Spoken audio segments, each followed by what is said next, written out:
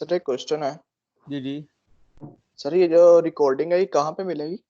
इसी जगह पे जहाँ पे आपको टेक्स्ट शो हो रहे हैं ना, तो जब जी। कॉल एंड होगी तो यहीं पे वो एक बॉक्स आ जाएगा जिस पे शो हो जाएगा कि आपकी इस टाइम पे क्लास है, इसकी रिकॉर्डिंग आप वीडियो आपकी ओपन हो जाएगी वहाँ पे। उसमें जो ओ व्हाइट बोर्ड ठीक। मैंने लिखा होगा ना, मेरी ऑडियो जी। और मेरा व्हाइट बोर्ड जो आप लोग मुझसे क्वेश्चनिंग करेंगे बस उसमें ऑलरेडी रिकॉर्ड हुआ होगा। ठीक है। और सर वो पीडीएफ।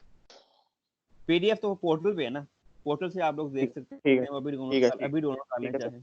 इधर भी थैंक है, यू सर। इधर भी जो फाइल की ऑप्शन है वहां पे भी वो फाइल पड़ी हुई है। अदरवाइज अपने स्टूडेंट पोर्टल पे भी आपको मिल जाएगी, वो मैंने पूरे सेमेस्टर का मैंने कोर्स वहां पे अपलोड कर दिया सही। हुआ सही है, थैंक यू। है। ओके जी, अब लेक्चर स्टार्ट करते हैं। जी सर। तो माइक से अपने म्यूट कर दें ताकि वो डिस्टर्बेंस ना हो बाकी सबको। ओके जी, कोई क्वेश्चन होगा देन अपने आप को अनम्यूट कर लीजिएगा और मुझसे क्वेश्चन पूछ लीजिएगा, उसके बाद फिर म्यूट कर दीजिएगा। सो लास्ट क्लास में हम लोगों ने डिस्कस किया था कि इंटरवल्स के बारे में, इनइक्वालिटी सॉल्व की थी। तो इनइक्वालिटी के एंड पे हमने उसका सोल्यूशन जो आया था वो इंटरवल की फॉर्म में आया था। तो उससे आगे हम कंटिन्यू करेंगे। तो आज का टॉपिक था फंक्शन एंड ग्राफ्स। तो फंक्शंस को पहले अंडरस्टैंड करने के लिए सबसे बेसिक चीज़ से मैं स्टार्ट करूँगा। मैं प्रीज्यूम नहीं कर रहा कि आपको वो चीज़ें आती होंगी, तो थोड़ा सा बेसिक्स हैं। तो अगर आपको आती भी है तो वेल एंड गुड, अदरवाइज जिसको नहीं आती तो वो देख सकता है। कि सबसे पहले हम सेट से स्टार्ट करेंगे। कि सेट हमने फर्स्ट क्लास में ही पढ़ा था, कि मैंने आपको एक्सप्लेन किया था कि what is the difference between set and interval. Interval और सेट में क्या डिफरेंस है।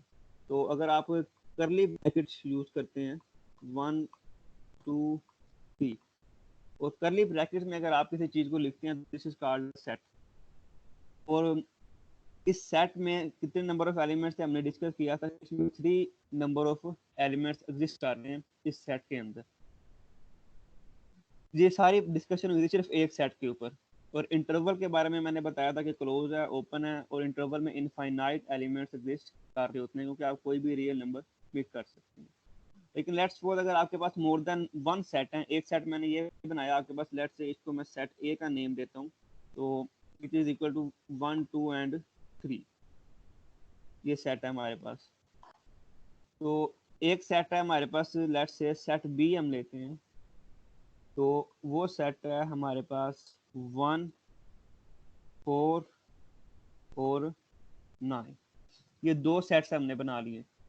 अब इन दोनों सेट्स के दरमियान अगर हमने कोई रिलेशन कोई हमने डेवलप करना हो, तो आप अगर इस दोनों सेट ए और सेट बी को अगर आप गौर से देखें, तो इस सेट में क्या हो रहा है हमारे पास कि सेट ए का जो फर्स्ट एलिमेंट है 1, और सेट बी का जो फर्स्ट एलिमेंट है 1, इसमें अगर आप देखें तो इसमें इन दोनों में रिलेशन, और सेट ए का सेकंड एलिमेंट 2 और सेट बी का सेकंड एलिमेंट 4, इन दोनों में आपको एक पर्टिकुलर सेम रिलेशन मिल रहा होगा कि अगर आप 1 का स्केयर करें तो आपको मिलेगा 1, अगर आप 2 का स्केयर करें तो आपको क्या मिल रहा है, 4 मिल रहा है।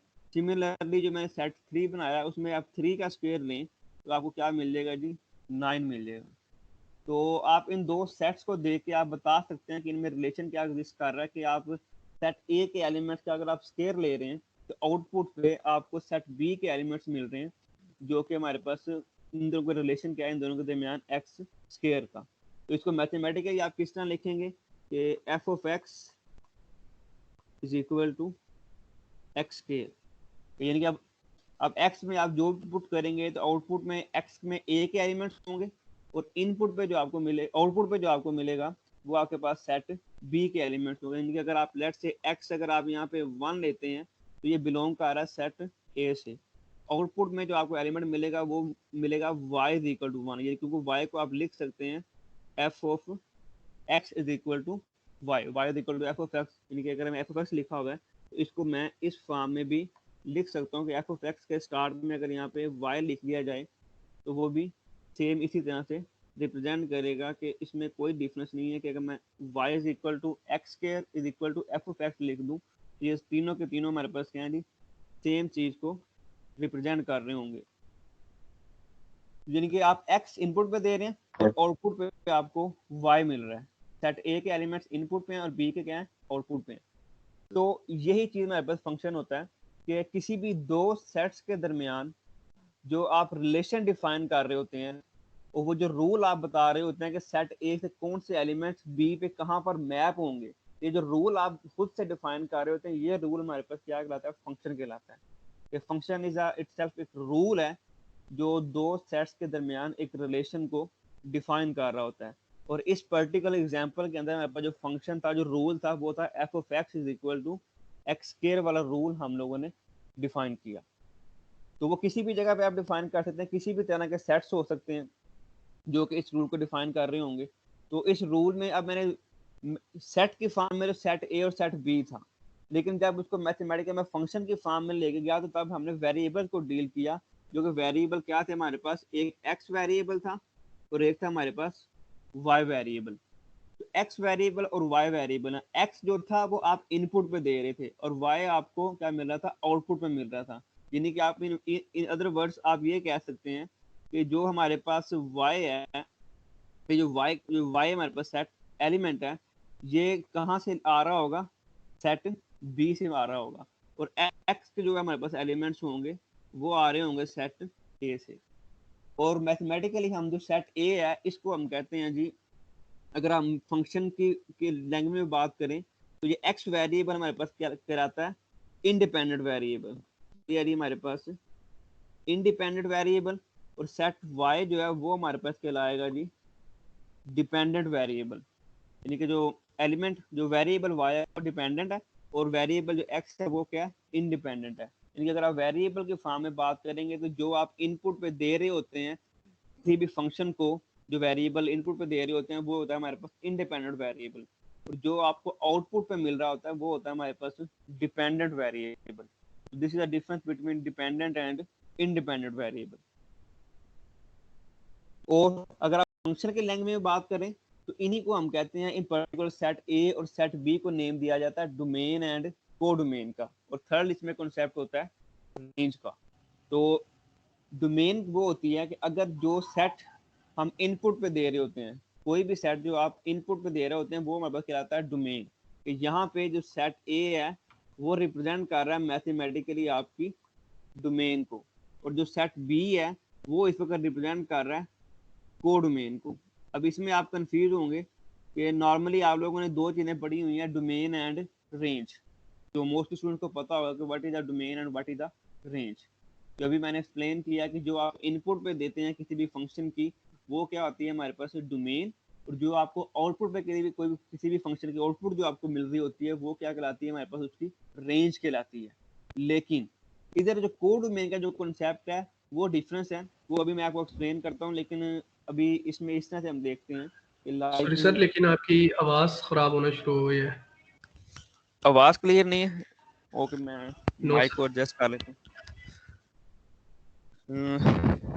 एनीहाउ चलें इस तरह कर लेते हैं। ओके, अब आवाज ठीक है? यस सर, अब ठीक है।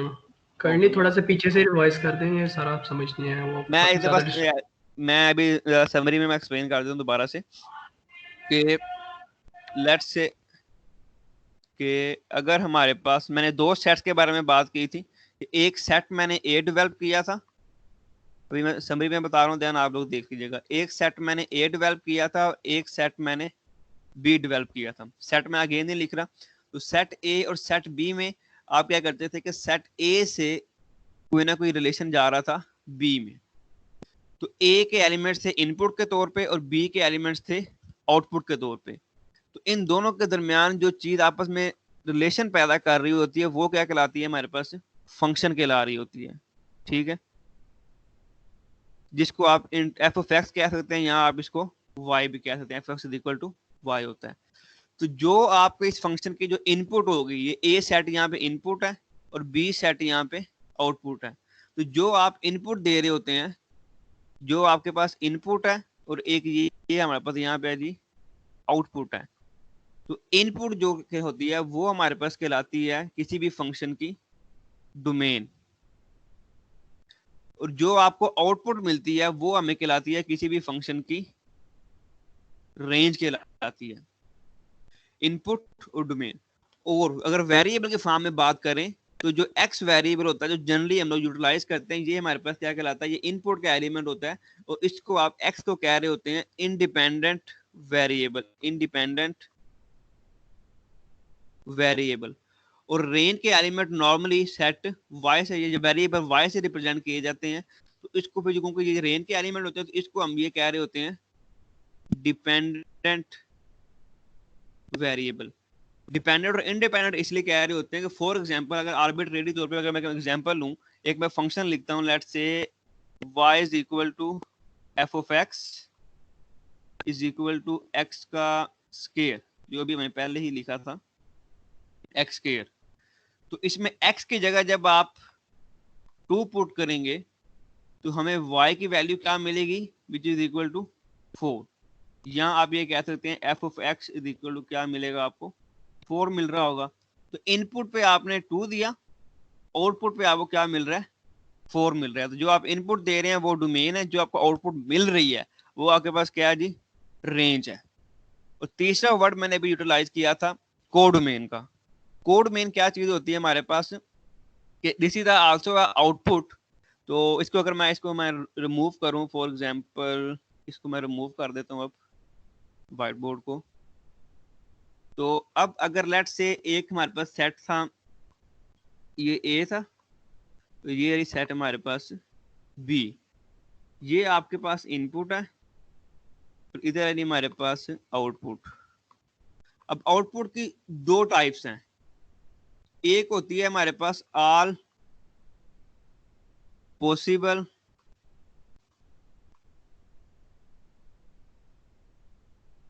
आउटपुट्स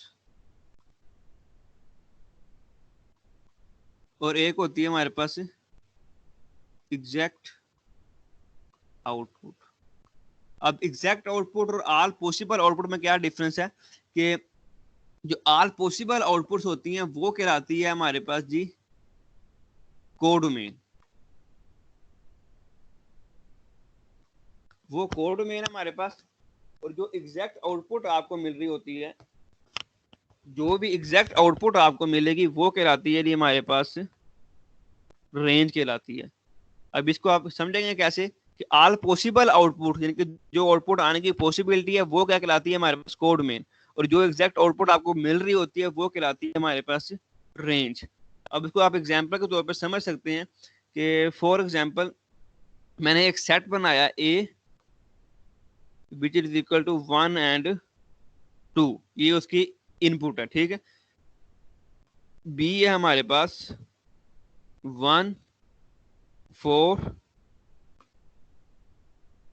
9, और फंक्शन आप एक बनाते हैं जो ए से बी में जा रहा है, कि ए को इनपुट पे ले रहा है और बी को आउटपुट में दे रहा है। और आपने डिफाइन कर दिया कि लेट्स से फंक्शन फिर से वही है f of x is equal to x का स्क्वायर। तो अब आप सेट ए और बी में रिलेशन डिफाइन कर रहे हैं, या रूल डिफाइन कर रहे हैं, या फंक्शन डिफाइन कर रहे हैं by using f of x is equal to x square. इस फंक्शन ने ये बाउंड लगा दी कि इनपुट ए एलिमेंट से लेनी है, ए सेट से लेनी है, 1 और 2 वो एज इनपुट ले सकता है, यानी कि ये उसकी फंक्शन की डोमेन है, और आउटपुट पे उसने हमें बी सेट में से कोई एलिमेंट्स देने हैं। अब अगर आप देखें तो हमारे पास इनपुट पे सिर्फ कितने एलिमेंट्स हैं, 2 एलिमेंट्स हैं। डोमेन के सेट में सिर्फ 2 एलिमेंट्स पड़े हैं, 1 एंड 2। तो अब जब आप यहाँ से 1 पिक करेंगे तो आउटपुट पे इस 1 के कॉरस्पॉन्डिंग आपको आउटपुट पे यहाँ से एक 1 के एलिमेंट आपको मिल जाएगा, इस 1 से आपको ये 1 मिल जाएगा। इट मीन्स कि आपने 1 इनपुट पे दिया, 1 इनपुट पे दे रहे हैं और आउटपुट पे क्या मिल रहा है आपको, 1 मिल रहा है। उसके बाद जब फंक्शन में आप 2 इनपुट पे देंगे तो आउटपुट पे आपको क्या मिलेगा, यहाँ पर 4 मिल जाएगा। यानी कि इनपुट पे आपने 2 दिया और आउटपुट पे आपको क्या मिल रहा है जी, 4 मिल रहा है। तो इसको इस पूरी इनपुट और आउटपुट अगर आप एक सेट की फॉर्म में लिखें तो आप इसको इस तरह से भी लिख सकते हैं, ऑर्डर पेयर की फॉर्म में, कि आपने इस फंक्शन में 1 इनपुट दिया तो 1 आपको आउटपुट मिल गई।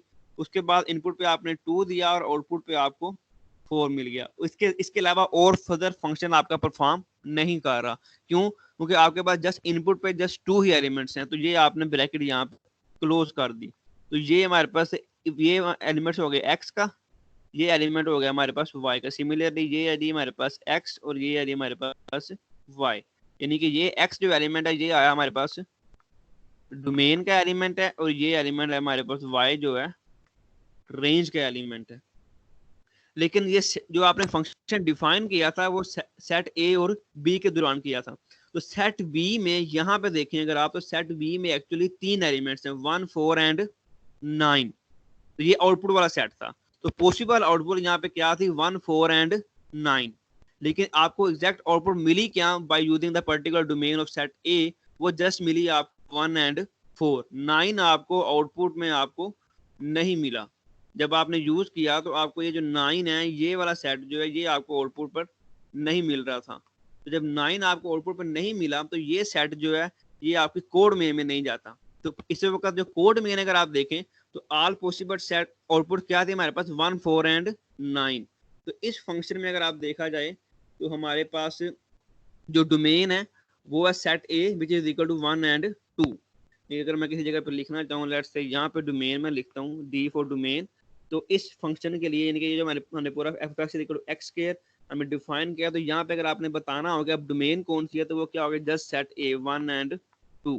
वो आप यहाँ से भी देख सकते हैं जो हमने ऑर्डर पे में लिखा, जो फर्स्ट एलिमेंट है वो क्या होंगे डोमेन, और जो सेकंड एलिमेंट है यहाँ पे फर्स्ट एलिमेंट डोमेन के, सेकंड एलिमेंट रेंज के। तो डोमेन 1 2 आ जाएगी, रेंज क्या आ जाएगी हमारे पास यहाँ पे 1 एंड 4। हाउएवर यहाँ पे जो कोड मेन है वो क्या होगी हमारे पास, अगर कोड मेन को मैं लिखना चाहूँ, बोर्ड एक्चुअली फिल हो गया हम इसे लिख लेते हैं। कोड मेन अगर मैं लिखना चाहूँ तो कोड मेन है हमारे पास 1 4 एंड 9। ये हमारे पास कोड मेन है इस सेट की। तो कोड मेन और रेंज में सिर्फ यही डिफरेंस होता है कि जो पॉसिबल आउटपुट होती है वो हमारे पास क्या कहलाती है कोड मेन, और जो एग्जैक्ट आउटपुट मिलती है वो होती है हमारे पास रेंज। जो आप इनपुट पे दे रहे होते हैं वो होगी हमारे पास डोमेन। और इनपुट पे नॉर्मल ट्रेंड यही है कि एक्स वेरिएबल यूज किया जाता है, तो इसलिए हम एक्स वेरिएबल क्या कह देते हैं इंडिपेंडेंट वेरिएबल। और जो आउटपुट पे हमें वेरिएबल की वैल्यू मिल रही होती है वो होती है वाई की, और वो क्या होती है हमारे पास डिपेंडेंट वेरिएबल। क्योंकि जब आप f(x) एक्स स्क्वायर आपने लिया है तो जो आप एक्स पुट करेंगे वाई जो है यहाँ पर, जो भी आप एक्स पुट करेंगे इस फंक्शन में एक्स जो भी पुट करेंगे वाई उस पर डिपेंड कर रहा होता है। एक्स अगर 0 है तो वाई भी 0 मिलेगा, वाई अगर 1 है तो वाई, एक्स अगर 1 है तो वाई भी 1, एक्स अगर 3 है, एक्स अगर 4 है तो वाई क्या मिल जाएगा 16 मिल जाएगा। तो एक्स की वैल्यू के ऊपर वाई की वैल्यू डिपेंड कर रही होती है, इसलिए एक्स क्योंकि इंडिपेंडेंट है, जो आप पुट कर रहे हैं वो इंडिपेंडेंट आप कुछ भी पुट कर सकते हैं, लेकिन जो आपको आउटपुट में मिल रही होती है वो उसी एक्स के अकॉर्डिंग मिल रही होती है, तो वो डिपेंडेंट होती है। X is the independent variable, y is a dependent variable. ये हमारी बेसिक इंट्रोडक्शन था, जस्ट इसको समझने के what is a function. Function के सबसे पहले मैंने बताया सेट। सेट में हमने क्या देखा कि सेट हमारे पास क्या कलेक्शन है well defined and distinct objects की, जिसको आप करली ब्रैकेट्स में रिप्रेजेंट करते हो, तो वो सारे डिस्टिंक्ट एलिमेंट्स होते हैं, वो सेट हो गया। उसके बाद अगर दो आपके पास सेट हो ए एंड बी, और उन दोनों सेट्स के बिटवीन अगर आपने कोई रिलेशन डिफाइन करना हो, उन दोनों के दरमियान क्रॉसपोंडेंस बतानी हो कि सेट ए के एलिमेंट्स बी पे किस तरह से मैप हो रहे हैं, तो ये उसके लिए जो आप रूल असाइन करते हैं वो रूल हमारे पास क्या कहलाता है फंक्शन कहलाता है। यानी कि function is a rule basically. अब फंक्शन जब आपने बता दिया तो उस फंक्शन की कोई ना कोई पर्टिकुलर पैरामीटर्स होंगे जो कि मैथमेटिकली हम उन्हें कहते हैं डोमेन एंड रेंज। जो आप फंक्शन के इनपुट पे दे रहे होते हैं वो होती है हमारे पास उसकी डोमेन, और जो आपको आउटपुट पे मिल रहा होता है वो आपको उस फंक्शन की क्या बता रहा होता है रेंज बता रहा होता है। और जो पॉसिबल आउटपुट होती है वो क्या होती है कोड मेन होती है। यहां तक क्लियर है बात आपको? ओके, तो क्वेश्चन है तो अपने आपको अनम्यूट। कोड मेन की एग्जांपल दे दें प्लीज। कोड मेन की मैं एक और एग्जांपल मैं आपको एक और सेट से मैं एग्जांपल दे देता हूँ आपको कोड मेन और डोमेन की। मैं ये बोर्ड रेज कर देता हूँ, एक सेकंड मुझे बोर्ड रेज कर लेने दीजिए। अच्छा ये बोर्ड क्लियर कर दो। एक सेकंड।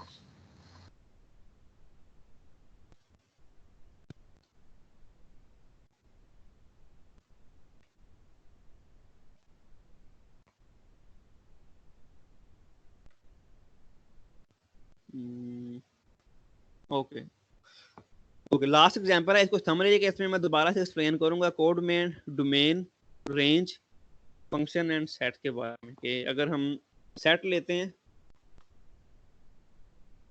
लेट्स से 0 1 2 3, ठीक है। और सेट बी है हमारे पास, लेट्स से 0 1 8 27 20 64 फॉर एग्जाम्पल, ठीक है। ये हमने एक सेट ले लिया 64। अब सेट ए और सेट बी है, इन दोनों के यहाँ पर रिलेशन डिफाइन करना है, तो हम खुद से हम एक फंक्शन डिफाइन कर लेते हैं जिसके अकॉर्डिंग मैंने ये एग्जांपल बनाई है, f of x is equal to x का क्यूब, ठीक है। अब इस फंक्शन के जो इनपुट पे आपने एलिमेंट्स देने हैं वो होंगे सेट ए के, और आउटपुट पे जो आपको एलिमेंट्स मिलेंगे वो मिलेंगे सेट बी से। यानी कि यहाँ पे जो आपकी इनपुट है वो है हमारे पास सेट ए, सेट ए हमारे पास क्या है, यहाँ पर इनपुट है, और सेट बी जो है वो हमारे पास क्या है, आउटपुट है, बट कौन सी, पॉसिबल। हमें ये अभी ये श्योर नहीं है कि आपको यही सेट एग्जैक्टली आउटपुट में मिलेगा या नहीं मिलेगा। अभी सिर्फ हमने ये खुद से अज्यूम किया कि ए जो इनपुट है और बी हमारे पास पॉसिबल आउटपुट है। तो जिसको आप मैथमेटिकली, अगर आप अब इसी को आप मैथमेटिकली डिस्क्राइब करें, तो जो इनपुट जो हमने अज्यूम की है वो हमारे पास यहाँ पे क्या कहलाएगी, डोमेन, और जो आपने आउटपुट पॉसिबल आउटपुट जो आपने अज्यूम की है वो हमारे पास कहलाएगी कोड में। Code sir excuse me sir, हमेशा जो है सेट ए है वही इनपुट होगा?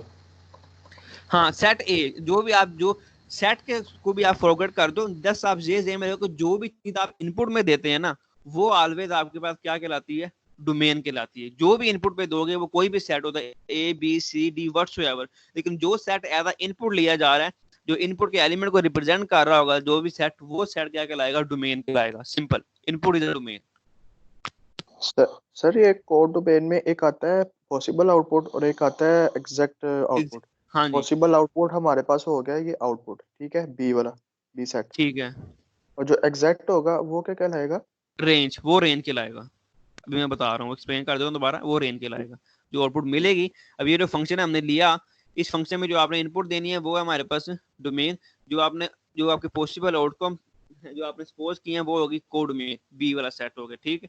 अब जब आप इसमें इनपुट देंगे सेट ए के एलिमेंट बारी बारी, जब आपने x is equal to 0 put करेंगे इसके अंदर, तो आपको आउटपुट पे क्या मिलेगा। अगर इसमें 0 पुट करेंगे तो 0 का क्यूब क्या होगा हमारे पास, अगेन क्या होगा, जब x की जगह पे 0 पुट होगा तो y भी हमें क्या मिलेगा, 0 मिलेगा। इसी तरह जब आप इनपुट पे सेट से अगेन आप x इज इक्वल टू 1 लेते हैं तो आपको आउटपुट पे क्या मिलेगा, 1 का क्यूब। x की जगह 1 पुट करेंगे इस पर्टिकुलर फंक्शन के अंदर तो 1 का क्यूब क्या मिलेगा आपको, अगेन 1 मिलेगा। तो y इज इक्वल टू क्या आ गया, 1 आ गया।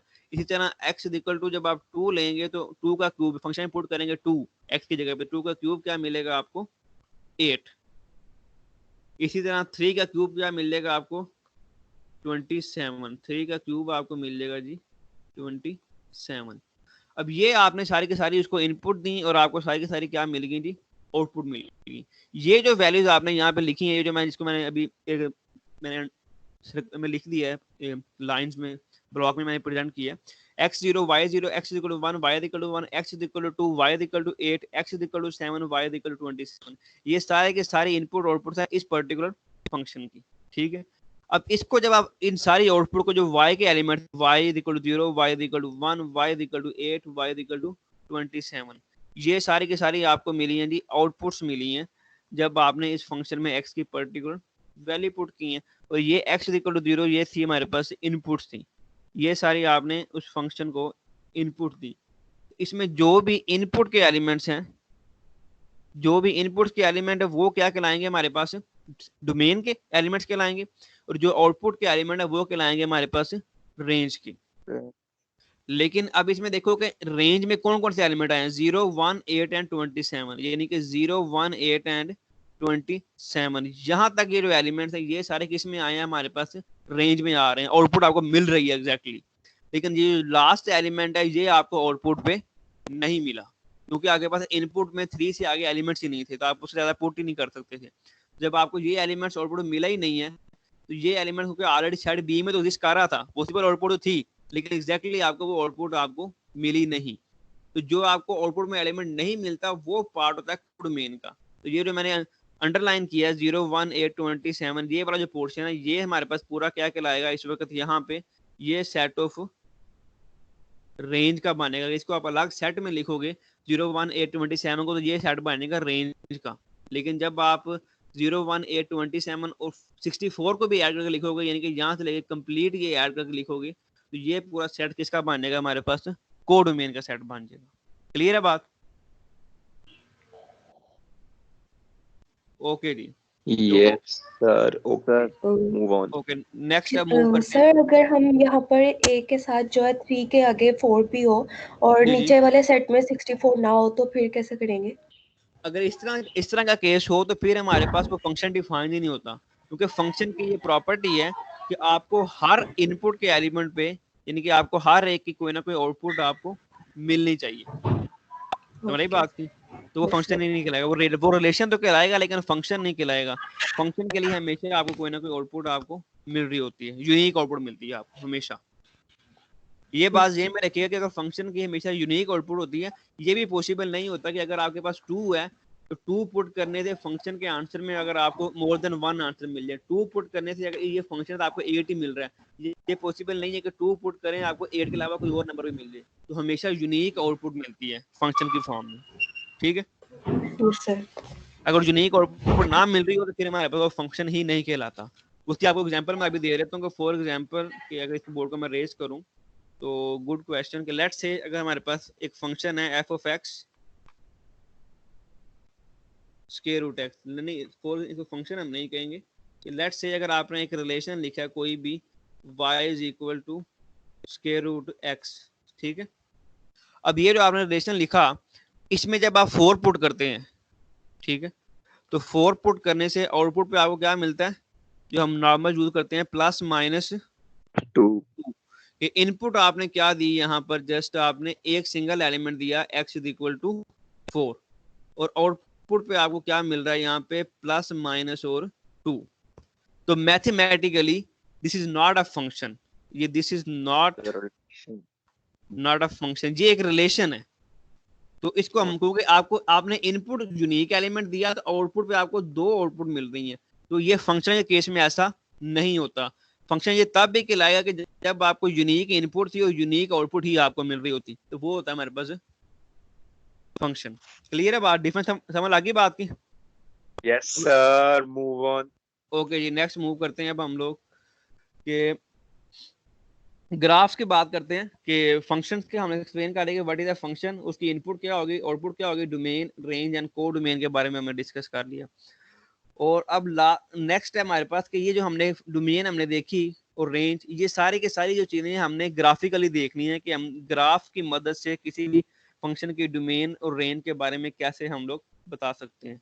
तो उसके लिए सबसे पहले आपको फंक्शन का ग्राफ ड्रा करना आना चाहिए। तो मैं वही एग्जांपल लूंगा जो अभी हमने डिस्कस की थी, let's say f of x is equal to x square. इसका आपने अब ग्राफ बनाना है, ये आपने ग्राफिकली इसको विजुलाइज करना है कि ये ग्राफिकली एग्जैक्टली होगा किस तरह से, ठीक है? तो उसके लिए क्या करना पड़ता है आपको कि आपको सिंपल जो हम मैट्रिक्स से सीखते आ रहे हैं कि x की आपने डिफरेंट वैल्यूज पुट करनी है। हाँ, एक बात और जनरल नोट, ये बात याद रखना कि हमारे इस कोर्स में थ्रू आउट जितने भी हम फंक्शंस लेंगे उसकी जो डोमेन आपने अज्यूम करनी है वो ऑलवेज क्या लेनी है, आपने डोमेन जो होगी अनटिल के डिफाइन ना हो तो आपके पास ऑलवेज वो डोमेन आपने अज्यूम करनी है set of all real numbers, जब तक फंक्शन को इसके अलावा अगर डिफाइन ना हो। जनरली ये होगी, उसके अलावा जितने भी डोमेन्स हम लेंगे या रेंज हम लेंगे वो सारे इसके सबसेट्स होंगे। अब जब मतलब फंक्शन है f(x) equal to x square, इसका अगर आपने ग्राफ ड्रा करना है तो उसके लिए आपको पहले इसका टेबल बनाना पड़ेगा कि आप इसमें x के डिफरेंट वैल्यूज पुट करेंगे, x की डिफरेंट वैल्यूज पुट करेंगे और उसके आउटपुट पे आपको y की वैल्यूज मिल जाएंगी, x देन y, क्योंकि f of x is equal किसकी होता है जी, y के इक्वल होता है, y is equal to f of x is equal to x square, आप इसको लिख सकते हैं। तो वैल्यूज आपने क्या लेनी है ग्राफ ड्रा करने के लिए, गौर से देख लीजिएगा, आप एंड तक ये चीजें चलेंगी, ग्राफ बनाना पड़ेगा आपको हर क्वेश्चन में कि f x is equal to x का एक फंक्शन है हमारे पास। तो आप ग्राफ ड्रा करने के लिए नॉर्मल जो हमारी प्रैक्टिस है, अगर आपको डिफाइन ना हो, कहा ना जाए अनटिल, तो आपने इसी प्रैक्टिस को यूज करना है कि एक्स की आपने वैल्यूज लेनी है -4 से लेके 4 तक क्लोज इंटरवल, इसके ऊपर आपने ग्राफ को ड्रा करना है अगर आपको मेंशन ना किया जाए तो। फॉर एग्जांपल -4 से 4 -4 और आप में इंटरवल है तो कोई भी रियल नंबर इसके बिटवीन आप ले सकते हैं। तो -4 -3 -2 -1 0 1 2 3 एंड 4, ठीक है। 0 1 थोड़ा सा रेज कर लेंगे ताकि थोड़ा सा नीट आपको समझ भी आए। लेट्स से ये था जी, यहाँ तक था, तो 0 1 2 3 एंड 4, ठीक है। Excuse me sir. जी जी सर ये इनपुट हमने कितनी लेनी है? फॉर एग्जांपल उसने डिफाइन नहीं की हुई कि इनपुट्स उसने कहा हुआ है आपने खुद से लेनी है, तो अगर -4 डिफाइन और नहीं की होगी, +4 हाँ अगर डिफाइन नहीं, मैं इसलिए मैंने स्टार्टिंग में बता दिया ना कि अगर उसने डिफाइन नहीं की, अगर क्वेश्चन होगा तो क्वेश्चन में आपको डिफाइन कर दी जाएगा कि आपने ये इनपुट लेनी है, इस पर्टिकुलर इनपुट के लिए आप ग्राफ ड्रा करें। लेकिन अगर आपको मेंशन नहीं किया हुआ उसने, तो फिर आपने ऑलवेज यही लेना है पैटर्न -4 से लेके +4 तक, जो कि 9 पॉइंट्स बनते हैं, -4 -3 -2 -1 0 1 2 3 4। तो आपने ये 9 -4 के बीच के अपने लिए 9 पॉइंट्स लेने हैं। तो okay sir, thank you. Sir आपकी आवाज का इशू आ रहा है। आप सर आवाज नहीं सही आ रही सर, खराब हो सर गई। आपकी आवाज सही नहीं आ रही आवाज सर। बहुत डिस्टॉर्ट हो रही है सर। आवाज सही नहीं आ रही। ओके सर, मैम, ये असल में थोड़ा सा सिस्टम का भी इशू है ना। चलो एनी हाउ, आप मैं चेंज किया को, होप ठीक हो जाओ। सर इंटरनेट का इशू आ रहा है सर। नेट का इशू है। सर नहीं आ रही सही डिस्टर्ब आवाज। हो रहा है।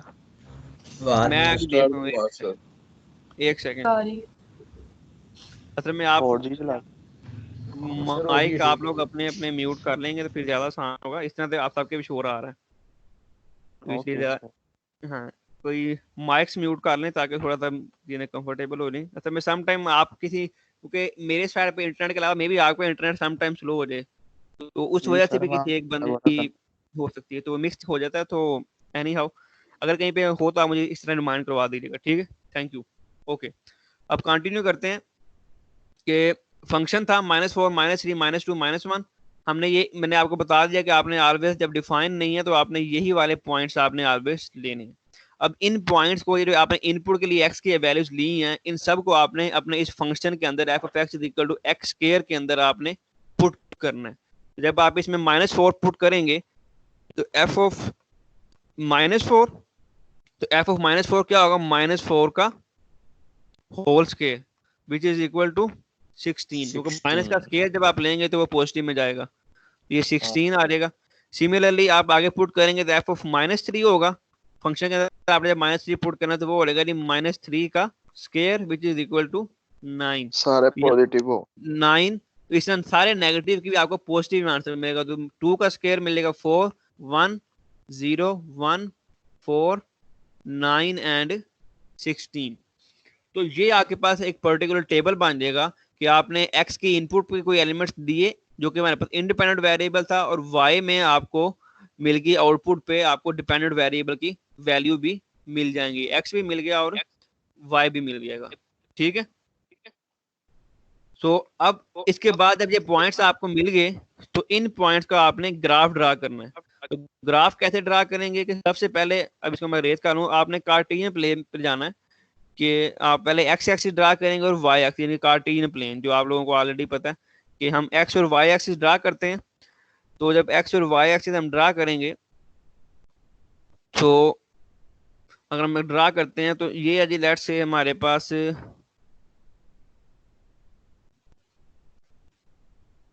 वाई एक्सिस आपने ड्रा कर लिया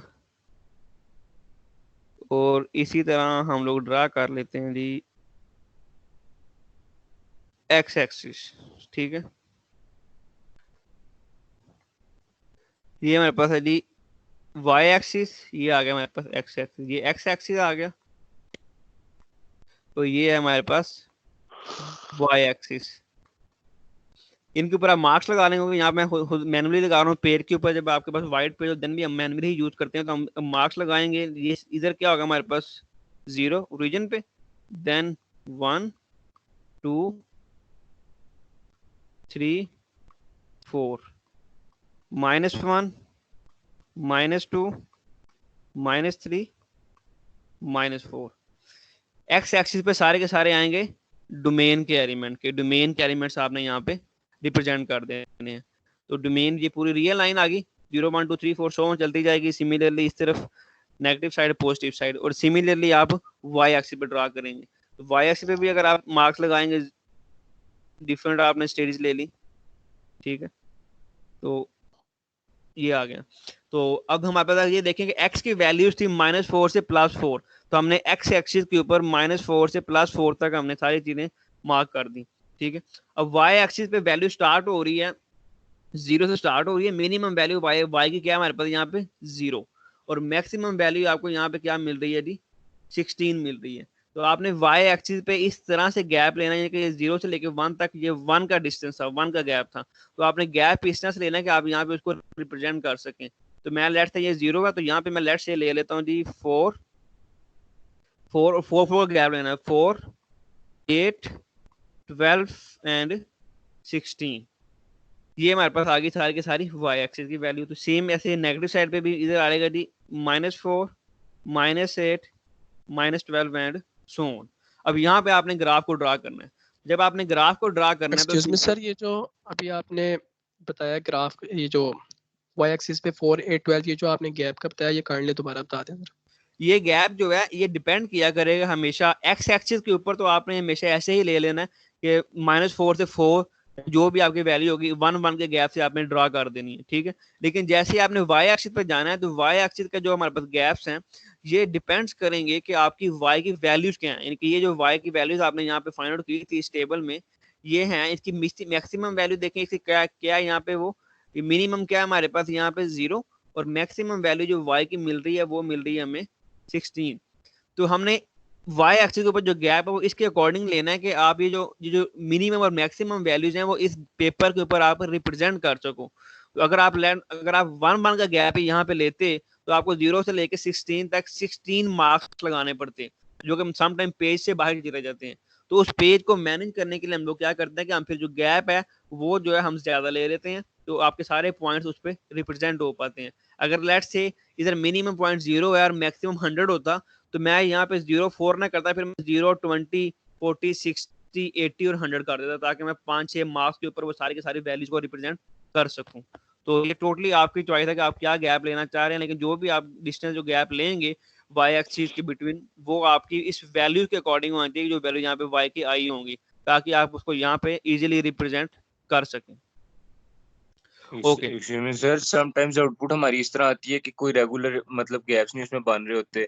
जैसे कि हमारी मिनिमम वैल्यू हो जाएगी अगर 3 हो गई है, और मैक्सिमम वैल्यू हमारी अगर चली जाती है 13 या किसी भी मतलब कि ऑड नंबर पे, तो इसमें तो हमारे गैप्स नहीं बनते, तो उसमें हमें पूरे ऊपर पॉइंट्स लेने पड़ेंगे। जरूरी नहीं है उससे, अगर आप लेट्स से 3 13 है, ठीक है, तो आप स्टार्ट कर लो। फर्स्ट मार्क पॉइंट क्या होगा 0, उसके बाद 3, फिर आप क्या कर लें 6, फिर आप क्या करेंगे 9, 3 का गैप, फिर क्या मिलेगा 12, और फिर क्या मिलेगा 15। तो आपको ये तो पता ना कि 12 और 15 के बिटवीन क्या आएगा 13 आएगा, तो वहां पे जहाँ पे 13 आएगा वहां पे आप मार्क कर लीजिएगा। तो कोई ऐसा इशू नहीं है एज सच, ठीक है। तो ये जब आपने पॉइंट्स ड्रा कर लिए ग्राफ के ऊपर कार्टेशियन प्लेन पे, तो अब आपने लोकेट करना है कि ये ऑर्डर पेयर कहाँ पे है, क्योंकि आप जब कार्टेशियन प्लेन में आते हैं तो यहाँ पे जो पॉइंट्स होते हैं वो होते हैं ऑर्डर पेयर की फॉर्म में। ये जैसे अब आपने यहाँ पे इनपुट पे आपने दिया था -4, आउटपुट पे क्या मिला था आपको जी 16। तो ये वैल्यू थी हमारे पास x एक्सिस की, और ये वैल्यू थी हमारे पास y एक्सिस की। तो आपने अब ये वैल्यू यहाँ पे प्लॉट करनी है, तो आपने -4 और 16 देखना है कि कहाँ पे -4 और 16 है। तो x का क्या होगा -4 और y का क्या होगा 16, यानी कि ये पहला पॉइंट जो है यहाँ पे, इस पॉइंट को मैं आप लोकेट करने लगा हूँ इस कार्टेशियन प्लेन में। तो इस पॉइंट को जब आप लोकेट करेंगे फर्स्ट पॉइंट को, तो अगर आप देखें तो हमारे पास ये क्या होगा कि फर्स्ट पॉइंट है -4 16, तो x का -4 है जी यहाँ पे, ये पर्टिकुलर पॉइंट है x का -4। तो इस पूरी की पूरी लाइन पे, इससे पहले भी एक और चीज सीख लें कि जहां पे भी आपके पास x इज इक्वल टू -4 है, let's say x is equal to -4, तो जब आप x इज इक्वल टू -4 इस ग्राफ के ऊपर ड्रॉ करना होगा, तो ये हमारे पास x -4, ये पूरा x एक्सिस है जो हॉरिजॉन्टल लाइन है, तो यहाँ पे -4 है, तो -4 के ऊपर जो भी आप स्ट्रेट लाइन ड्रॉ करेंगे जो कि वर्टिकल लाइन होगी, तो ये जो वर्टिकल लाइन है इस पूरी की पूरी लाइन के ऊपर x क्या होगा जी हमारे पास यहाँ पर -4 होगा, यानी कि वर्टिकल लाइन के ऊपर हमारे पास जो x की वैल्यू है वो हमेशा क्या रहती है, कांस्टेंट रहती है। तो इस पूरी लाइन के ऊपर x क्या है हमारे पास यहाँ पे -4। आप इस लाइन के ऊपर आप कहीं पे भी कोई भी पॉइंट ले लेंगे, लेट्स से यहाँ पे देखें, यहाँ पे इस सारी जगह पे हमारे पास x की वैल्यू क्या रहेगी, -4 ही रहेगी। सिमिलरली अगर आप लेट्स से इस जगह पे आते हैं, यहाँ पे अगर आप एक वर्टिकल लाइन ड्रा कर देते हैं आप जो कि पैरेलल हो y एक्सिस के, तो इस पूरी लाइन के ऊपर x क्या है हमारे पास, t है। वो किसी भी जगह पे आप कोई भी पॉइंट ले लेंगे तो वो सारे के सारे पॉइंट किसको रिप्रेजेंट कर रहे होंगे, x इज इक्वल टू -3 को। 3 और इसी तरह प्लस अगर आप 3 हाँ, तो कोई भी सिर्फ x की वैल्यू की बात कर रहा हूँ मैंने, मैंने ऑर्डर पे की बात नहीं की अभी तक, मैं सिर्फ x की वैल्यू की बात कर रहा हूँ। अगर सिर्फ x इक्वल टू कुछ भी लिखा हो यहाँ पे, एनीथिंग लिखा हो, तो वो सारी की सारी एक वर्टिकल लाइन को रिप्रेजेंट कर रहे होते हैं। अब हम मूव करते हैं y के बारे में। अगर हमारे पास लिखा हो y is equal to let's say 4, या y इज इक्वल टू 4 लिखा हो, फॉर एग्जांपल अगर y इज इक्वल टू 4 है हमारे पास, तो y इज इक्वल टू 4 पे क्या होगा कि ये हमारे पास अगर y को देखें तो ये पूरा का जो वर्टिकल लाइन है, ये जो कंप्लीट लाइन है, ये किसको रिप्रेजेंट कर रही है, y एक्सिस को। तो इसमें y की 4 कहाँ पे है, ये पर्टिकुलर पॉइंट पे y क्या है 4। तो यहाँ पे इस 4 के ऊपर जो भी आप हॉरिजॉन्टल लाइन ड्रा कर देंगे, इस पूरी की पूरी लाइन के ऊपर कहीं पे भी अगर आप लोकेट करना चाहेंगे, तो इस पूरी लाइन के ऊपर y क्या मिलेगा आपको, 4 मिल रहा होगा। इस पूरी लाइन पे y क्या मिलेगा आपको, 4 मिलेगा। सिमिलरली अगर आप यहाँ पे कोई लाइन ड्रा कर देते हैं, तो इस पूरी लाइन पे y क्या है हमारे पास, -8 है। तो इस चीज को ध्यान में रखिएगा कि जब भी आप कार्टेशियन प्लेन में बात कर रहे होते हैं, तो देन हमारे पास जब आप x इज इक्वल टू 4 कहते हैं, y इज इक्वल टू 4 कहते हैं, व्हाटसोएवर, तो वो किसी एक पॉइंट को रिप्रेजेंट नहीं कर रहा होता, वो पूरी की पूरी एक लाइन को रिप्रेजेंट कर रहा होता है। तो हॉरिजॉन्टल आप लिखा है y इज इक्वल टू 8, उधर x इज इक्वल टू 8 नहीं आएगा? किस जगह पे, जहाँ आपने सर ब्लैक में लिखा है y इज इक्वल टू 8, वहाँ x इज इक्वल टू 8 नहीं आएगा? क्योंकि सर वो x एक्सिस किसकी है। बात कर रहे हो? जी सर। नहीं, ये देखो, ये जो रिप्रेजेंट कर रहा है, ये इस लाइन को रिप्रेजेंट कर रहा है। ये वाली जो लाइन मैंने ड्रॉ की थी अभी, ये जो लाइन मैंने ड्रॉ की है, ये वाली, ये इस लाइन को रिप्रेजेंट कर रहा है ना। तो इस पूरी लाइन के ऊपर जो y की वैल्यू है वो कांस्टेंट रहती है। ये बात याद रखना कि जब भी हमारे पास अब स्पेस नहीं है, मैं एक सेकंड में लिखता हूँ एक जगह पे कि अगर हमारे पास हॉरिजॉन्टल लाइन है, हॉरिजॉन्टल लाइन होगी, तो वहां पे हॉरिजॉन्टल लाइन पे y जो है वो उसकी वैल्यू कांस्टेंट रहती है। और जब हमारे पास वर्टिकल लाइन आप ड्रा कर दें, तो वहां पे x की वैल्यू रहती है हमारे पास कांस्टेंट रहती है। इधर x कांस्टेंट है और उस पे y कांस्टेंट है। तो ये बात ध्यान में रखिएगा। तो यानी कि हॉरिजॉन्टल लाइन क्या होगी, जो हमारे पास हॉरिजॉन्टल लाइन क्या है, जो पैरेलल है हमारे पास x एक्सिस के, ये x एक्सिस है, तो जो भी लाइन x एक्सिस के पैरेलल होती है वो कहलाती है हॉरिजॉन्टल। और हॉरिजॉन्टल लाइन के ऊपर हमारे पास जो y की वैल्यू है वो कांस्टेंट रहती है। रिवर्स है कि हॉरिजॉन्टल लाइन के ऊपर y की वैल्यू कांस्टेंट है और वर्टिकल लाइन के ऊपर x की वैल्यू हमारे पास रहती है जी, कांस्टेंट रहती है। क्लियर है बात सबको ये? जी सर।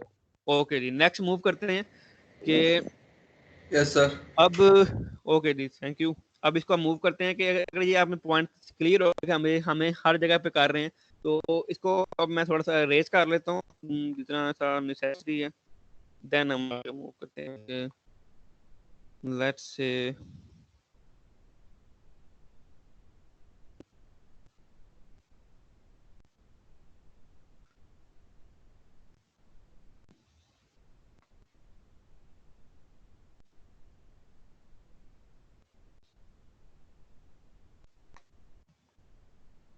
एक्स एक्सिस आ गया हमारे पास और ये है जी हमारे पास जी वाई एक्सिस, ठीक है।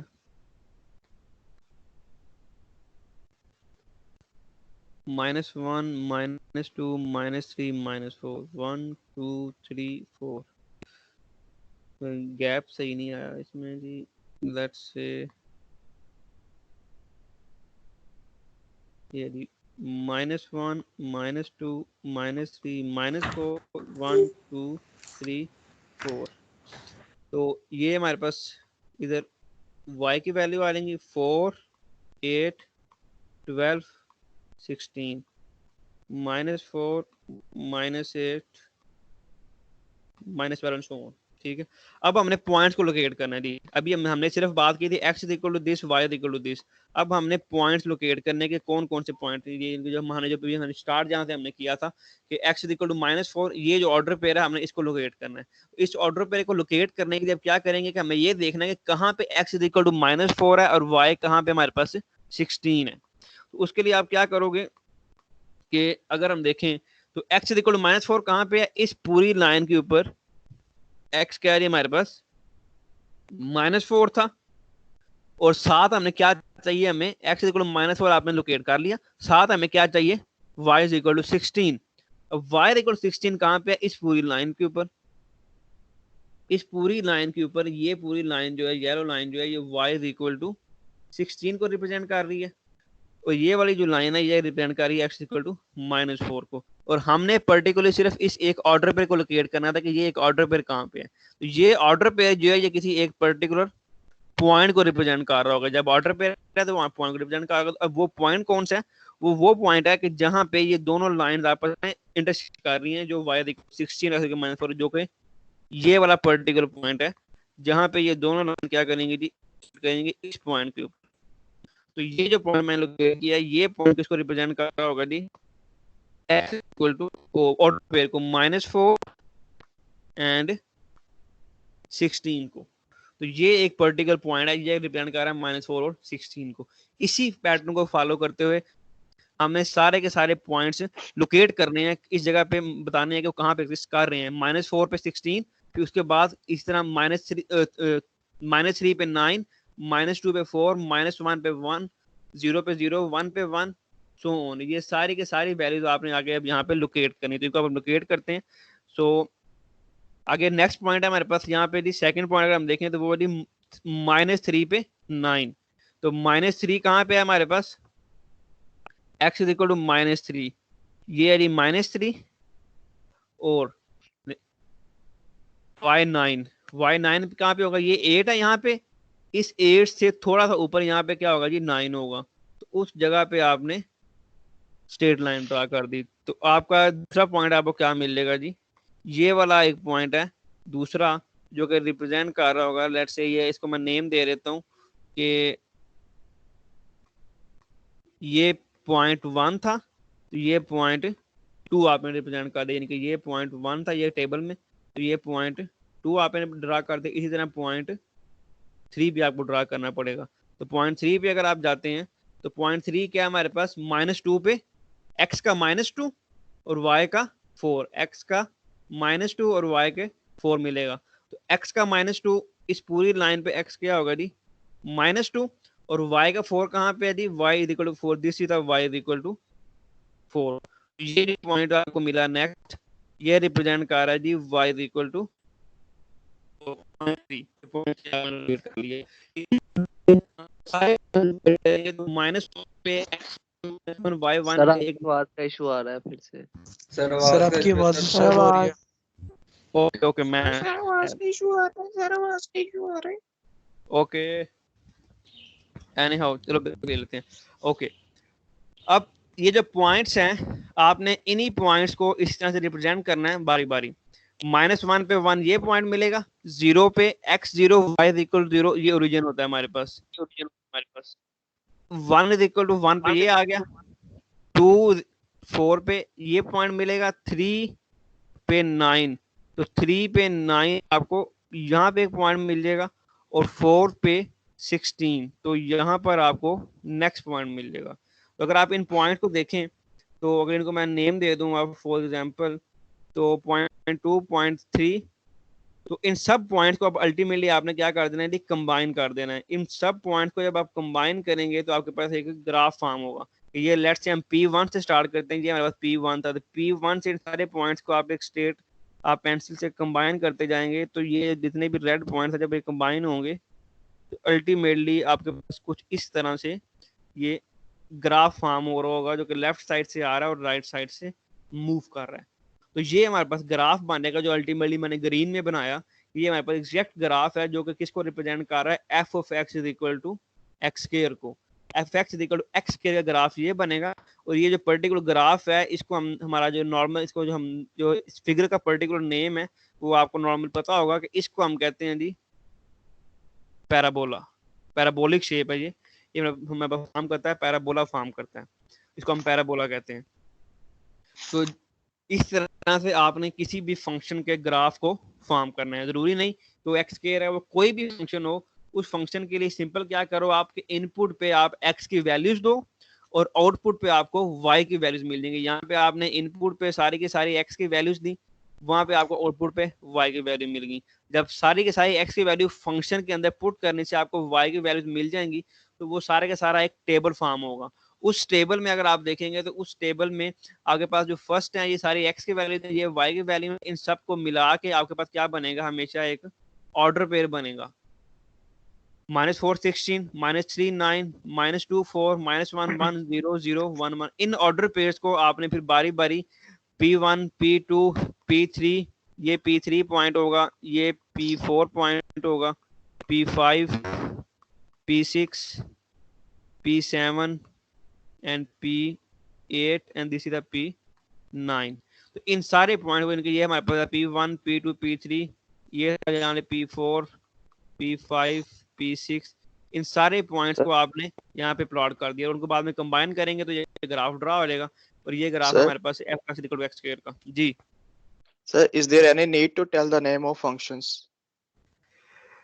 इसके हमें आपको कल के लेक्चर में एक्सप्लेन करेंगे कि सब फंक्शन के पर्टिकुलर ग्राफ बनते हैं। जैसे अभी मैंने एग्जांपल करवाई आपको f of x is equal to x square की, ठीक है। तो जब हमने फर्स्ट लेक्चर में सेकंड लेक्चर में आपको मैंने टाइप्स करवाई थी इनइक्वालिटी की इक्वेशन की, देन आपको मैंने ये बताया था कि जिसमें x की मैक्सिमम पावर 2 होती है वो हमारे पास क्या होता है, हमारे पास क्वाड्रेटिक फंक्शन होता है, वो क्वाड्रेटिक फंक्शन होता है। तो ये हमेशा याद रखना, this is a general true statement कि हमारे पास जब भी हमारे पास क्वाड्रेटिक फंक्शन होगा उसका ग्राफ मस्ट है कि क्वाड्रेटिक फंक्शन का ग्राफ मस्ट है कि वो हमेशा क्या फॉर्म करता है, पैराबोला फॉर्म करता है। तो क्वाड्रेटिक फंक्शन का ग्राफ हमेशा क्या होगा, हमारे पास पैराबोला होगा। तो जब भी आपने ये देख लिया कि फंक्शन में मैक्सिमम पावर 2 है वेरिएबल की, इंडिपेंडेंट वेरिएबल की मैक्सिमम पावर अगर आपको 2 मिल रही है तो क्या हमारे पास क्वाड्रेटिक है। और अगर वो क्वाड्रेटिक है तो अल्टीमेटली उसका जो भी हमारे पास पॉइंट आएंगे उनका जो ग्राफ फॉर्म होगा उसकी शेप हमेशा क्या होगी, पैराबोलिक होगी। क्लियर है बात? यस ग्राफ ड्रा करने में किसी कोई मसला तो नहीं यहाँ तक, ग्राफ ड्रा कर लोगे? Yes sir. कोई क्वेश्चन है तो पूछ ले, मैं ये रिमूव कर रहा हूँ। सर ये आपकी आवाज कटी है, ये बात अपनी रिपीट करते हैं। हमने क्या क्या पैराबोला कब होगी? जब भी हमारे पास फंक्शन क्वाड्रेटिक होगा, जब भी फंक्शन क्वाड्रेटिक होगा तो उसका जो ग्राफ मिलेगा वो हमेशा पैराबोलिक होता है। क्वाड्रेटिक मतलब कि x की पावर क्या मिले आपको, मैक्सिमम 2 मिल रही हो। ठीक है जी सर, थैंक यू। ओके जी, नेक्स्ट मूव करते हैं। इसको मैं रिमूव कर देता हूँ, ग्राफ को ये मैं रिमूव कर रहा हूँ। कोई क्वेश्चन है तो पूछ लो अंटिल नाउ। ओके ओके जी, रिमूव कर देते हैं इसको। अब ये हमने बात कर ली कि ग्राफ को हम ड्रा कैसे करना है, उसकी डोमेन क्या है, रेंज क्या है। मैं अभी समरी डिस्कस कर लेते हैं, उसके बाद आई थिंक सो कि आज के लेक्चर को यहीं पे एंड कर देते हैं। इसके बाद नेक्स्ट आपको बताऊंगा इसकी जो दो तीन चीजें हैं वो आपको अभी मैं बता देता हूँ। तो फर्दर कॉन्सेप्ट सर ब्रेक लेते हैं। हाँ, फर्दर कॉन्सेप्ट हम कल डील करेंगे क्योंकि हमारे पास टाइम कम है। तो आज जो हमने देखा है कि स्टार्ट हम लोगों ने किया, एनी हाउ फर्स्ट चीज थी, अगर कोई क्वेश्चन हो तो पूछ लीजिएगा। सबसे पहले हम लोगों ने डिस्कस किया था जी सेट के बारे में, व्हाट इज अ सेट। ठीक है। सेट्स के को यूज करते हुए मैंने आपको ये बता दिया था कि सेट है, करली ब्रैकेट्स में है, एलिमेंट्स आ गए उसमें, ठीक है। मोर देन वन सेट्स होंगे, उन सेट्स का आपस में रिलेशन अगर आपने डिफाइन करना है तो वो जो रिलेशन है वो पर्टिकुलर डेफिनेशन मैंने आपको बताई, वो क्या बन जाएगी, फंक्शन बन जाएगा। फंक्शन की तीन चीजें होती हैं हमारे पास, domain, codomain and range. Domain क्या है, जो आप इनपुट पे दोगे उसे। कोडोमेन क्या है, All जो possible. आउटपुट आउटपुट, ठीक है। पॉसिबल जी सर। आउटपुट और रेंज क्या है, जो आपको एक्सटेंशन आपको देना होगा एक्सक्यूज मी इस सर, फंक्शन के बारे में। सर सर आपकी आपकी आवाज नहीं आ आवाज रही सर है। आपका इंटरनेट ही ठीक। आवाज okay okay okay okay okay, board तो नजर आ रहा है ना यार। Oh Yes, yes, sir. sir. Yes sir. बस ठीक है, ये भी शुक्र है आपको बोर्ड नजर आ रहा है। ओके, हमने सेट देख लिया, फंक्शन देख लिया। अच्छा म्यूट कर लो, अब शोर आ रहा है मुझे भी। सेट आ गया, फंक्शंस आ गए, domain, codomain, range, input, output, possible output, exact output, done. और डिपेंडेंट वेरिएबल को देख लिया हमने, और इंडिपेंडेंट वेरिएबल, इंडिपेंडेंट वेरिएबल और डिपेंडेंट वेरिएबल। इंडिपेंडेंट और डिपेंडेंट में क्या था कि इंडिपेंडेंट वो है जो आप इनपुट पे दोगे, वो इससे रिलेट करेगा डोमेन से, और डिपेंडेंट वेरिएबल क्या होगा, जो आपका रिलेट करेगा रेंज के साथ। ये होगी सेट, फंक्शन और डिपेंडेंट और इंडिपेंडेंट वेरिएबल के बारे में बात। तो उसके बाद जब आप जाते हैं, इससे आगे मूव करते हैं हम लोग, तो देन हमें बताया कि हम ग्राफ ड्रा करते हैं। तो जब हम लोग ग्राफ ड्रा करने की बात करते हैं तो उसमें क्या चीजें हमने देखी कि जब हम ये लिखते हैं कि x is equal to something, let's say x is equal to a, कोई नंबर रिप्रेजेंट कर रहे हैं, तो x इक्वल टू a जब आप कार्टेशियन प्लेन में जाएंगे तो कार्टेशियन प्लेन के ऊपर x is equal to a जो है वो क्या ग्राफ में क्या रिप्रेजेंट कर रहा होगा कि वर्टिकल लाइन को रिप्रेजेंट करेगा, और वहां पे वर्टिकल लाइन के ऊपर कांस्टेंट क्या रहेगा, किसकी वैल्यू कांस्टेंट रहेगी, a की। x इज इक्वल टू क्या रहेगा हमारे पास, कांस्टेंट रहेगा, और वहां पे पूरी की पूरी वैल्यू क्या होगी, a होगी। ठीक हो गया बात। और अगर आप y is equal to b लिख रहे हैं तो वो रिप्रेजेंट करेगा किसी एक हॉरिजॉन्टल लाइन को, और उस पूरी की पूरी हॉरिजॉन्टल लाइन के ऊपर y की वैल्यू क्या रहती है, कांस्टेंट रहती है, जो कि क्या होगी, b होगी। और लास्ट पे था कि जब आप इनको कंबाइन करके ऑर्डर पेयर की फॉर्म में लिख देंगे a इंटू बी रिप्रेजेंट कर देंगे, तो ये रिप्रेजेंट कर रहा होता है किसी एक पर्टिकुलर पॉइंट को, और उस पॉइंट को आप लोकेट कैसे करते हैं कि जहां पे आपका x और y जो है इंटरसेक्ट कर दें, जहां पे x और y की जो लाइंस हैं वो इंटरसेक्ट करें, तो वो पॉइंट क्या कहलाएगा हमारे पास, वो एक पर्टिकुलर पॉइंट होगा उस कार्टेशियन प्लेन के ऊपर, या उसको हम एक्स वाई प्लेन भी कहते हैं, पोलर कोऑर्डिनेट्स भी कहते हैं, व्हाटएवर आप जो भी कहें उसको, एक्स वाई एक्सिस में, ठीक है। उसको हमारा ए बी पॉइंट रिप्रेजेंट होगा, वो एक पॉइंट होगा।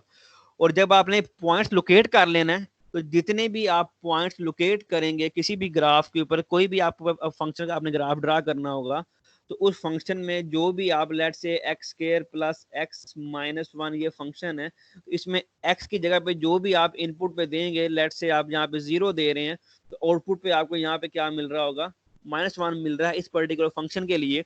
तो ये आपके पास एक ऑर्डर पेयर फॉर्म करेगा जो कि 0 और -1 की फॉर्म में होगा। ये एक होगा जी ऑर्डर पेयर, 0 और -1 की फॉर्म में होगा। इस ऑर्डर पेयर को आपने सर ये बात रिपीट कीजिएगा।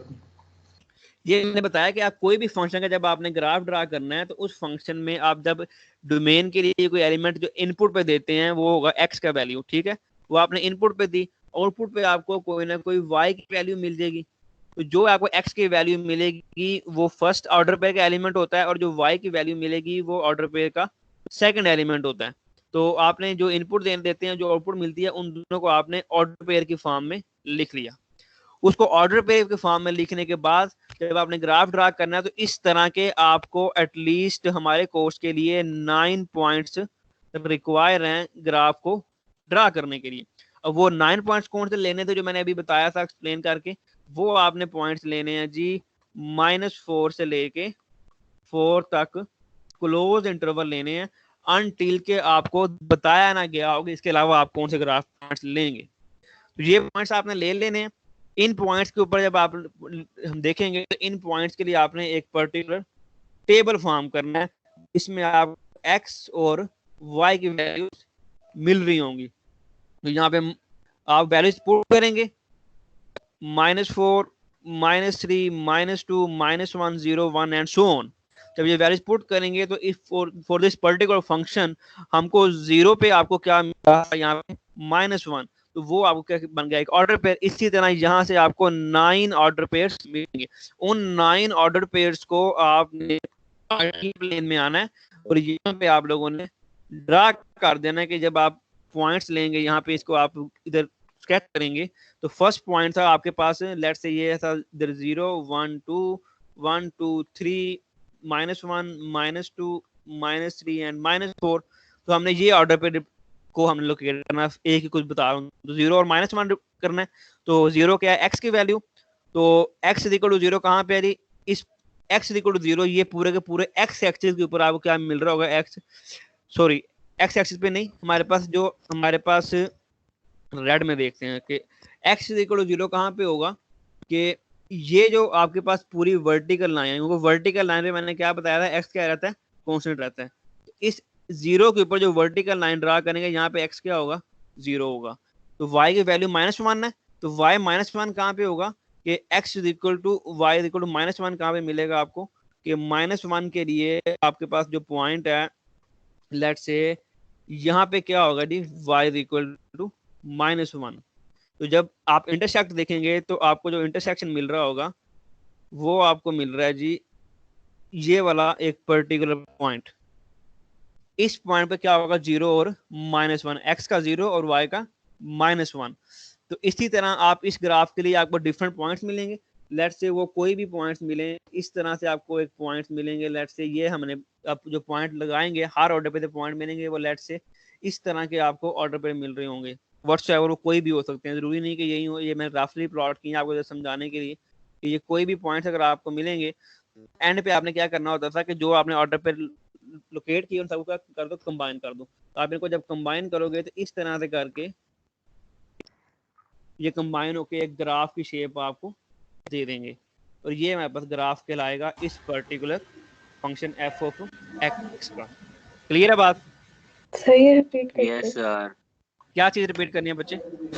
ये 0 और -1 से। ओके, इसको हम रिपीट कर लेते हैं कि लेट्स से ये देखो कि हमने पॉइंट लिया था, हमारे पास ये पॉइंट था एक पर्टिकुलर, ये कलर चेंज कर लेते ताकि आपको क्लियर हो जाए। ये लेट्स से ये ऑर्डर पे की बात समझ आ गई 0 और -1 की, कैसे आया? यस सर ओके, इसके बाद आपने ये देखना है कि x 0 कहाँ पे और y -1 कहाँ पे। x 0 कहाँ पे होगा, इस ओरिजिन वाले पॉइंट पे। इस ओरिजिन पे x क्या है, 0 है, और इस ओरिजिन पे जो वर्टिकल लाइन आप ड्रा करेंगे उस पूरी की पूरी वर्टिकल लाइन के ऊपर x क्या मिल रहा होगा, आपको 0 मिलेगा। ये 0 आ गया। उसके बाद आपने क्या लोकेट करना था, y = -1। तो y = -1 कहाँ पे है, इस जगह पे जहाँ पे y की वैल्यू -1 है, उस पूरी लाइन के ऊपर y क्या है, -1 है। तो ये वाला जो पर्टिकुलर पॉइंट है जहाँ पे दोनों ने इंटरसेक्ट किया, लेट्स से ये जो पॉइंट है यहाँ पे इन दोनों ने इंटरसेक्ट किया, तो ये किसको रिप्रेजेंट कर रहा होगा, 0 एंड -1 को। इसी तरह हमने जितने भी इस फंक्शन से हमें ऑर्डर पर मिलेंगे x उन सबको इन पॉइंट के थ्रू आपने लोकेट कर देना है। तो जब पॉइंट्स आपने लोकेट कर देने हैं तो उसके बाद आपने सिंपल क्या कर देना, जो जो पॉइंट्स मिले होंगे उन पॉइंट्स को आपने क्या कर देना है, कंबाइन करके ग्राफ ड्रा कर देना। तो okay sir.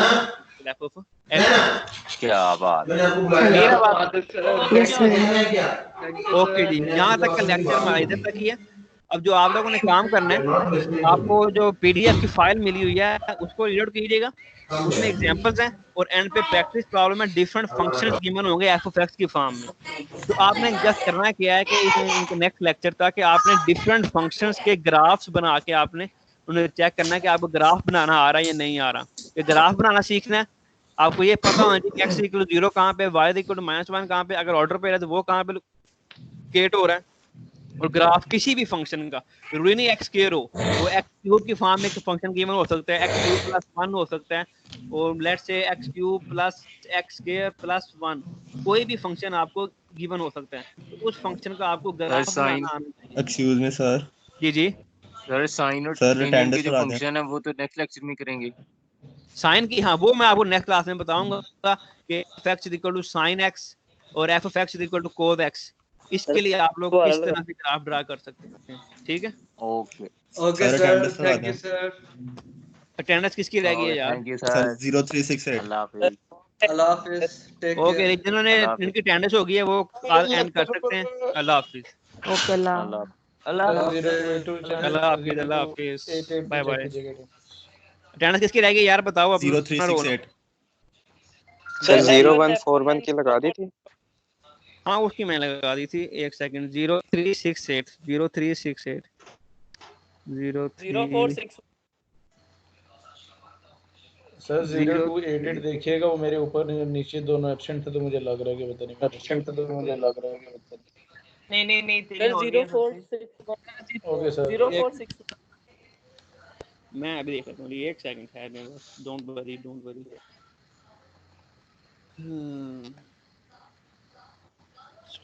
Stop sharing and ये कॉल आ गई।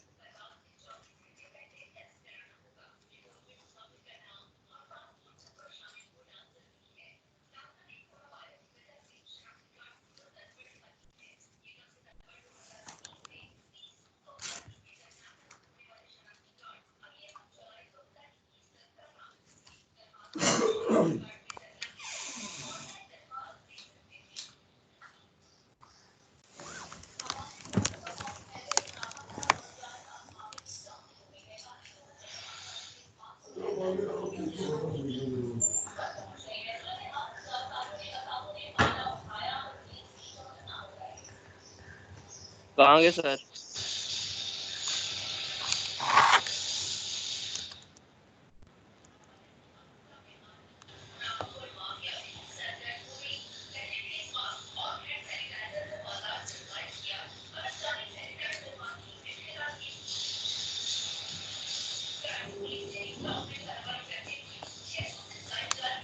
सारे चले गए हैं, सर ने प्रेजेंट लगाई नहीं।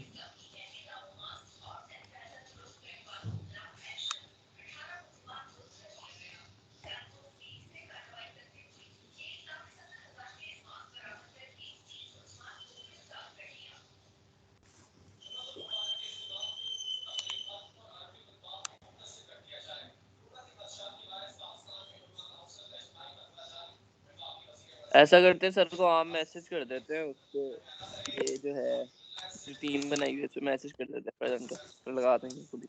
हाँ ऐसे कर लो।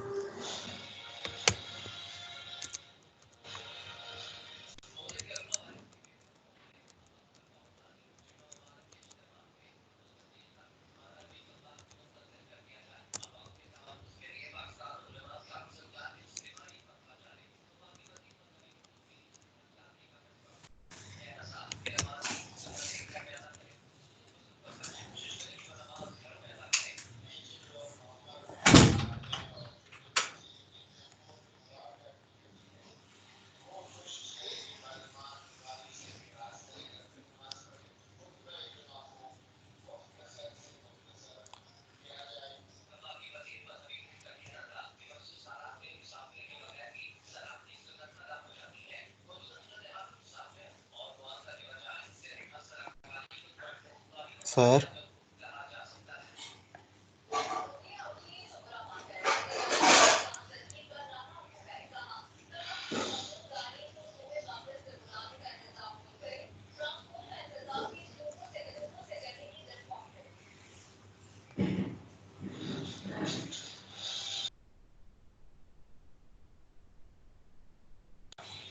एक्सक्यूज मी सर, जी जी। सर अटेंडेंस अटेंडेंस यार लगा दी है, क्या नाम रोल नंबर है बताओ जरा। 0368। क्या नाम रोल नंबर है? इर्तिजा। हाँ yes sir, yes sir. 0368 sir 0461 हारून नाम है 0461। 0368। एक मिनट है दो। आज मैंने लगा दिया, तुम लेट आए थे, तुम्हारे मैंने 10 मिनट तक अटेंडेंस लगाई है यार। इर्तिजा, इर्तिजा और कौन है इसके अलावा? लगा दी है इर्तिजा की, उसके अलावा और कौन है? इर्तिजा लीव कर दो यार, अब आप हैंड ऑफ करोगे तो वो रिकॉर्डिंग चलती रहेगी। आगे कौन है? 0461 हारून 0461। 0461 ठीक हो, ओके मैं लगा दिया, लीव कर दें अब। ओके सर, अल्लाह हाफिज। अल्लाह हाफिज।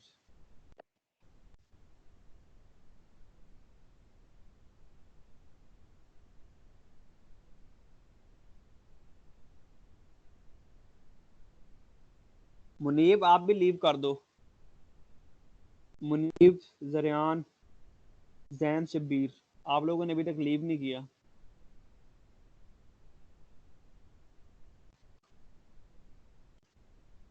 मुनीब,